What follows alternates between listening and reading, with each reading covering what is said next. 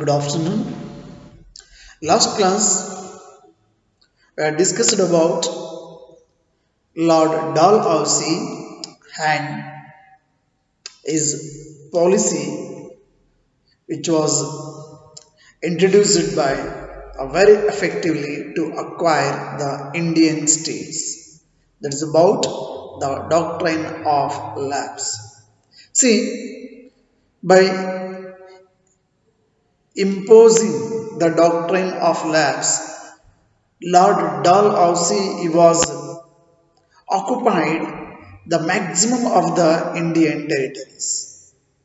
Now, after that, so especially some of the local rulers, those who are lost their kingdoms and territories because of this doctrine of lapse, so they were all revolted against East India Company. So especially even the how the region also contributed a lot for the great revolt which was broke out in 1857. Are you getting now? Today's class, so regarding 1857, which was called as the first war of independence. Of course, dear students, this must be called as the first war of independence, not as a Sipahi mutiny. ಅದು ಸಿಪಾಯಿ ದಂಗೆ ಅಲ್ಲ ಮಕ್ಕಳು ಅದು. So ಭಾರತದ ಭಾರತೀಯರ ಪ್ರಪ್ರಥಮ ಸ್ವಾತಂತ್ರ್ಯ ಸಂಗ್ರಾಮ.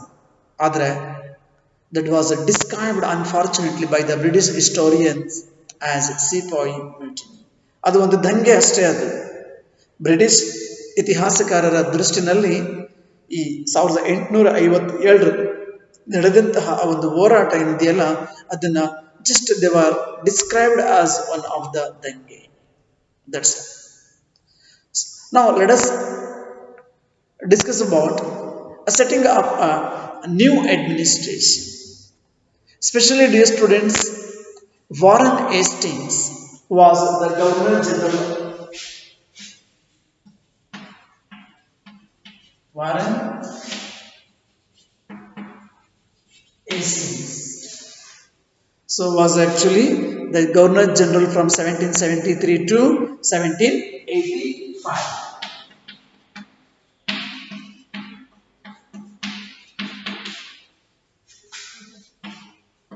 He was brought a lot of changes in administrative system, especially in the sphere of justice. He was brought a lot of changes. So Warren Hastings was one of the Governor General, was ruled admin our India as a Governor General from 1773 to 1785. So actually he was one of the many important figures who played a significant role in the expansion of company power during his time. So was played a vital role about the expansion of the company power. So by his time only, the company had acquired power not only in Bengal, so even so also in Bombay and Madras. So not only in Bengal, even in Bombay and Madras also.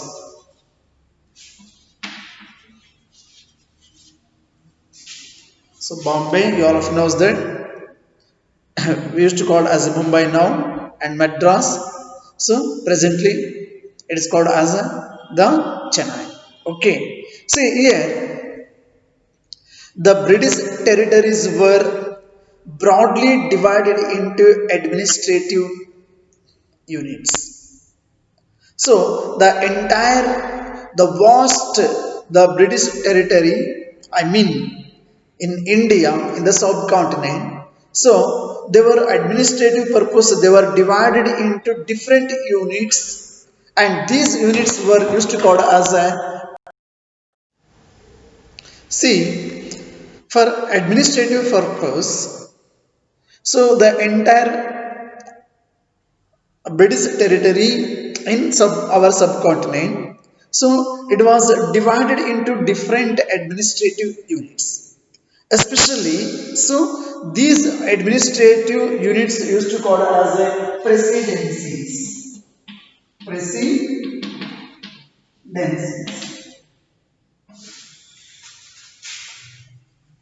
So the entire British territories in our subcontinent. So they were broadly divided into the different administrative units. So those administrative units were used to called as a presidencies. Presidencies. Are you getting now? So there during British India, the entire territory it was divided into three administrative units or three presidencies. So Bombay Presidency, Madras Presidency, and Bengal Presidencies. See here, each presidencies were ruled by a governor. Are you getting now? So the head of the presidencies were governor, and together all the supreme head of this all these the different units. I mean all these three units head, the supreme head of this all, they used to call as a governor general. So governor general, so he was the superior person was look after the entire British territory in our subcontinent. And each presidency is observed by or controlled by or ruled by governors. So here Warren Hastings, he was the first Governor General of British India. So he was introduced several administrative reforms, especially in the sphere of justice. He was brought a lot of changes. From 1772, a new system of justice was established by each district. So in each district, so especially they were established the two types of courts. Two types of courts. I hope dear students, so it was very clear about. So the administrative units were divided into the different units. So broadly there were three administrative units and these administrative units were called as the presidencies, and these presidencies were headed by ruled by governor, and the supreme of all these three governors used to call as a governor general was the superior or head of the entire British territories. So Warren Hastings he was one of the first governor general of India, so he was ruled 1773 to 1785. So, under his time, he was brought a lot of changes, especially in the sphere of justice. So, in 1772, in each district, he was established the two types of courts. One is called criminal courts and civil courts. In each district there we can observe that so the establishment of two courts, one was a criminal and another one so that is a civil code. This criminal code it's used to called as a Fauzdari Adalat. Fauzdari Adalat. So the civil courts are called as Diwani Adalat.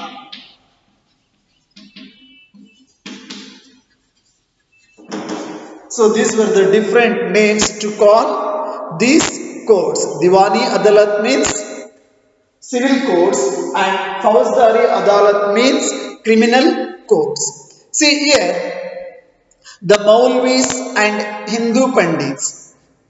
So they were interpreted Indian laws for European district collectors. So the district collectors or DC, he was actually presided over civil courts.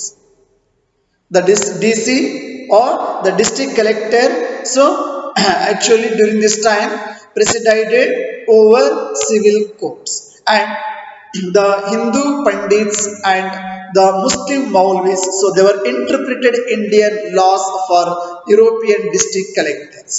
And also, dear students, the criminal codes were still under a Qazi and a Mufti, but they were under the supervision of the collectors. I mean, the district collectors. So, Qazi means judge.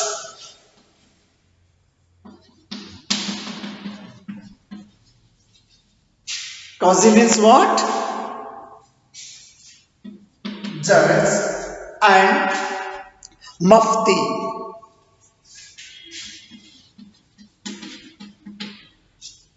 So Mufti means a jurist of the Muslim community responsible for expounding law.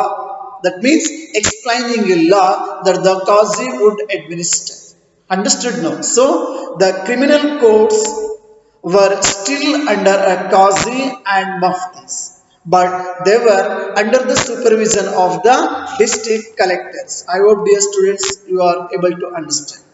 See, the major problem was that the Brahman Pandits, so they are gave the different interpretations of local laws, so which are based on different schools of Dharma Shastra.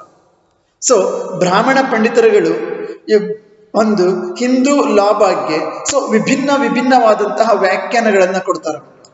The ಬ್ರಾಹ್ಮಣ್ pandit's gave different interpretations of local laws, especially based on different schools of the Dharma Shastra. So Dharma Shastra ಏನಿದೆಯಲ್ಲ, this is actually Sanskrit texts, Dharma Shastras. So prescribing, what were those Dharma Shastras? So the Dharma Shastras were Sanskrit text prescribing social rules and codes of behavior composed from about 500 before Common Era or onwards. See here, to bring about uniformity, because the Brahman Pandits, they were given the different interpretations on the basis of the different schools of the Dharma Shastra. So that's what, to bring about uniformity. So in 1775, 11 Pandits, so they were asked to compile a digest of Hindu laws by the British admins. ಅದರ ಅರ್ಥ ಮಕ್ಕಳ, so ಸುಮಾರು ಒಂದು 11 ಪಂಡಿತರನ್ನ ಅವ್ರನ್ನ ಆಯ್ಕೆ ಮಾಡಿ British government ಏನ್ ಮಾಡುತ್ತೆ ಅಂತ ಹೇಳಿದ್ರೆ, ಸೊ ಒಂದು ಹಿಂದೂ ಲಾ ಒಂದು ಡೈಜೆಸ್ಟ್ ಅನ್ನ ಪ್ರಿಪೇರ್ ಮಾಡ್ಲಿಕ್ಕೆ ಹೇಳುತ್ತೆ. So N.B. Alhed translated this digest, which was composed in Sanskrit language, into English by N.B. Alhed. So was translated the digest into English language. So by 1778, a code of Muslims law that is also complied for the benefit of European judges. What happened now? By 1778, a code of Muslim laws was also complied for the benefit of European judges. So under the Regulating Act of 1773. See, a new Supreme Court was established according to the Regulating Act of 1773. So the Supreme Court was also established in our subcontinent, and while a court of appeal, the Sadar Nizamat Adalat, that means a court of appeal, so that was also set up at Calcutta. So the Sadar Nizamat Adalat, that means a court of appeal court annu saha so Calcutta-dalli avaru establish ಮಾಡ್ತಾರೆ. The principal figure in an Indian district was the collector. So was the head of the district, not during British time. So the district collector, he was the principal of or the head of the entire district, especially as the title suggests. We all of you knows that we used to call it as a district collector. Collector means the title itself suggests his main job was collect to revenue and taxes and maintain law and order in his district with the help of judges, police officers, and darogas. What was the main functions of the district collector? So the principal figure or who was the head of the Indian district was called as the collector. I mean the district collector. So his main job was so collected revenue and even the taxes also and maintenance of the law and order in the society. I mean in his limitation or in his district with the help of judges, police officers and darogas. So these were the main responsibility of the district collector, and his office used to called as the collectorate. That means became the new center power and patronage that steadily replaced previous holders of authorities. So the collectorate that became the center of power, and even so patronage that steadily replaced previous holders of authority. I hope, dear students, you all have understood about the responsibility of the district collector. Now, let us discuss about the company army.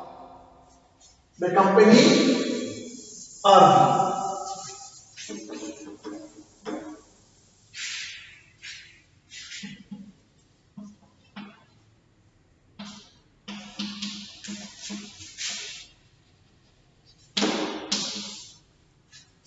See, colonial rule in our country brought some of the new ideas of administration and reform, but its power rested on its military strength.